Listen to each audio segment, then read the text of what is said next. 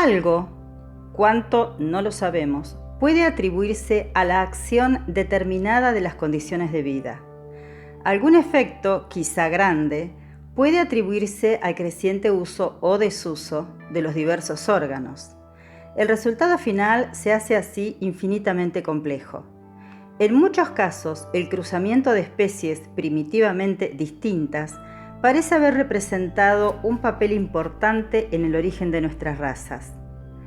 Una vez que en un país se ha formado diferentes razas, su cruzamiento casual, con ayuda de la selección, ha ayudado sin duda mucho a la formación de nuevas subrazas, pero se ha exagerado mucho la importancia del cruzamiento, tanto por lo que toca a los animales como respecto a aquellas plantas que se propagan por semillas.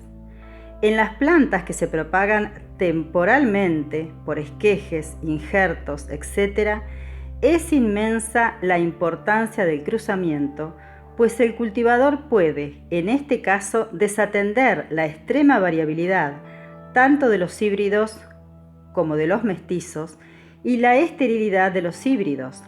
Pero las plantas que no se propagan por semillas son de poca importancia para nosotros, pues su duración es solo temporal. Por encima de todas estas causas de cambio, la acción acumulada de la selección ya aplicada, metódica y activamente, ya inconsciente y lentamente, pero con más eficacia, parece haber sido la fuerza predominante. Capítulo 2. Variación en la naturaleza. Variabilidad. Antes de aplicar a los seres orgánicos en estado natural los principios a que hemos llegado en el capítulo pasado, podemos discutir brevemente si estos seres están sujetos a alguna variación. Para tratar bien este asunto, se debería dar un largo catálogo de áridos hechos, pero reservaré estos para una obra futura. Tampoco discutiré aquí las varias definiciones que se han dado de la palabra especie. Ninguna definición ha satisfecho a todos los naturalistas. Sin embargo, todo naturalista sabe vagamente lo que él quiere decir cuando habla de una especie. Generalmente, esta palabra encierra el elemento desconocido de un acto distinto de creación. La palabra variedad es casi tan difícil de definir, pero en ella se sobreentiende casi universalmente comunidad de origen, aunque esta rara vez puede ser probada. Tenemos además lo que se llama monstruosidades, pero estas pasan gradualmente a las variedades. Por monstruosidad supongo que se entiende alguna considerable anomalía de conformación, generalmente perjudicial o inútil para la especie. Algunos autores usan la palabra variación en un sentido técnico, simplificando una modificación debida directamente a las condiciones físicas de la vida, y las variaciones en ese sentido se supone que no son hereditarias. Pero ¿quién puede decir que el nanismo de las conchas de las aguas salobres del Báltico, o las plantas enanas de las cumbres alpinas, o la mayor espesura del pelaje de un animal del extremo norte, no hayan de ser, en algunos casos, hereditarios, por lo menos durante algunas generaciones? Y en este caso, presumo yo que la forma se denominaría variedad. Puede dudarse si las anomalías súbitas y considerables de estructura, como las que vemos de vez en cuando en nuestros productos domésticos y especialmente en las plantas, se propagan alguna vez con permanencia en estado natural. Casi todas las partes de todo ser orgánico están tan hermosamente relacionadas con sus complejas condiciones de vida que parece tan improbable el que una parte haya sido producida súbitamente perfecta como el que una máquina complicada haya sido inventada por el hombre en estado perfecto. En domesticidad, algunas veces, aparecen monstruosidades que se asemejan a conformaciones normales de animales muy diferentes. Así, alguna vez han nacido cerdos con una especie de trompa, Y si alguna especie salvaje del mismo género hubiese tenido naturalmente trompa, podría haberse dicho que ésta había aparecido como una monstruosidad, pero hasta ahora no he podido encontrar, después de diligente indagación, casos de monstruosidades que se asemejen a conformaciones normales en formas próximas, y solo estos casos tienen relación con la cuestión. Si alguna vez aparecen en estado natural formas monstruosas de estas clases y son capaces de reproducción, lo que no siempre ocurre, como se presentan rara vez y en un solo individuo, su conservación dependería de circunstancias extraordinariamente favorables.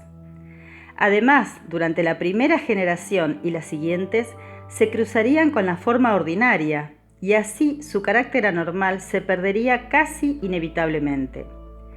Pero en otro capítulo tendré que insistir sobre la conservación y perpetuación de las variaciones aisladas o accidentales.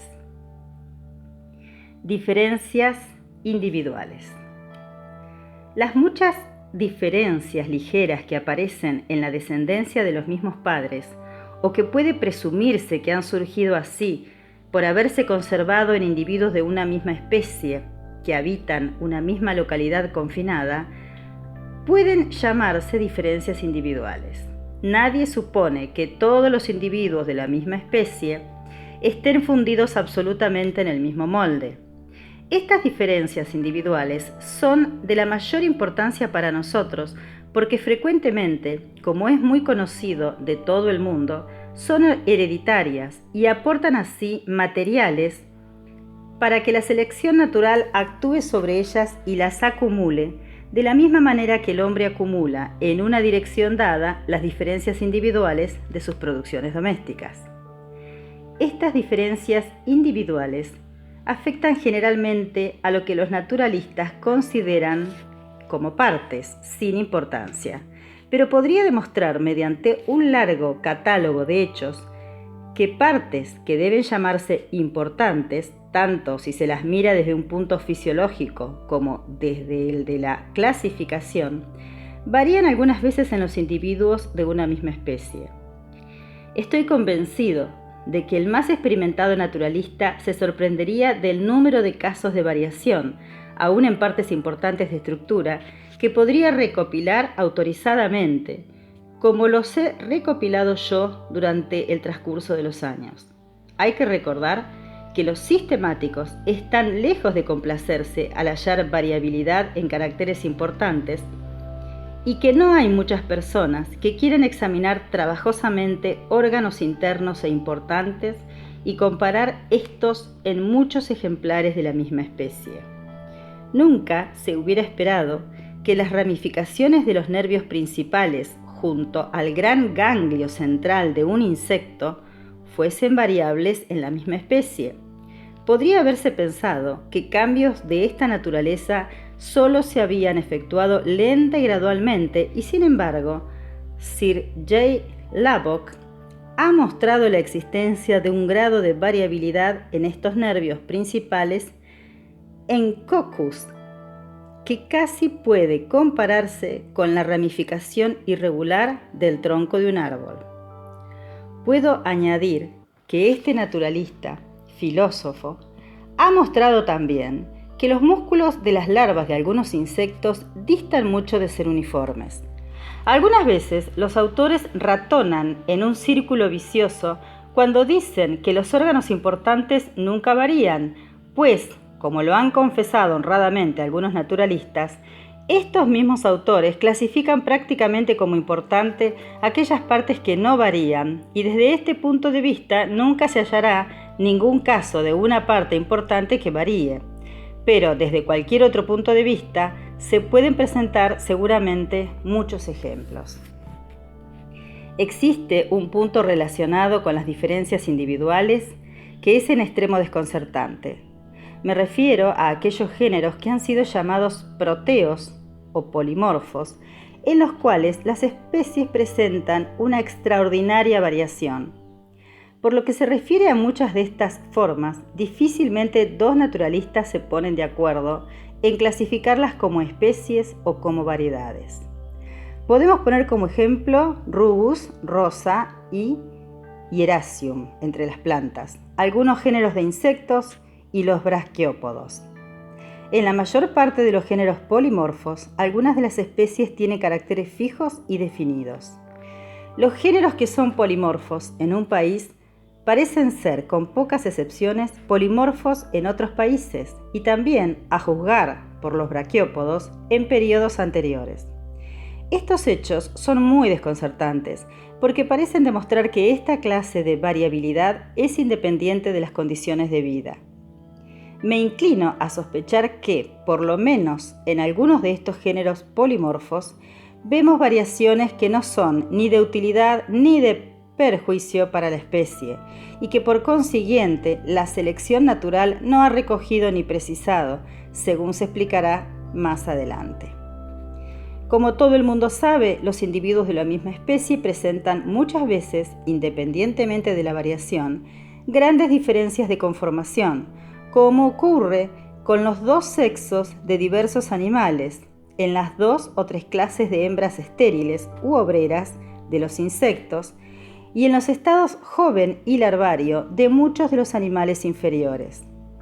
Existen también casos de dimorfismo y trimorfismo, tanto en los animales como en las plantas.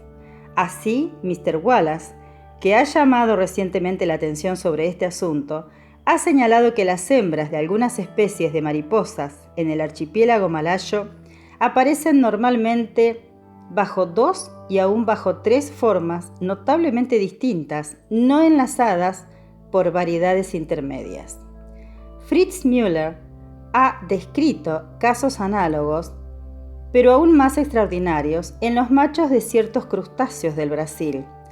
Así, el macho de un tanais se presenta normalmente bajo 2 formas distintas. Una de ellas tiene pinzas fuertes y de diferente hechura.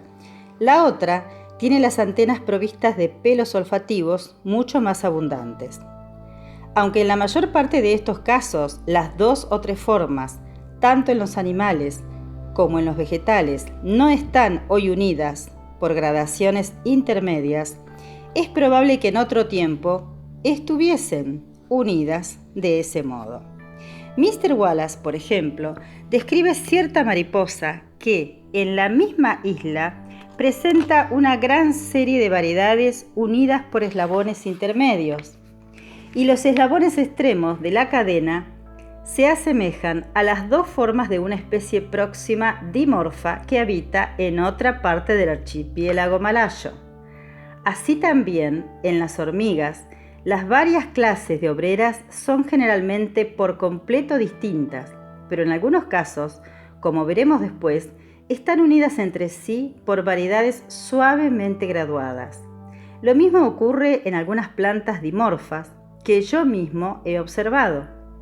Ciertamente, al principio parece un hecho muy notable que la misma mariposa hembra tenga la facultad de producir al mismo tiempo 3 formas distintas femeninas y una masculina, y que una planta hermafrodita produzca por las semillas del mismo fruto 3 formas distintas hermafroditas que lleven 3 clases diferentes de hembras y 3 o hasta 6 clases diferentes de machos. Sin embargo, estos casos son tan solo exageraciones del hecho común de que la hembra produzca descendencia de ambos sexos que a veces difieren entre sí de un modo portentoso.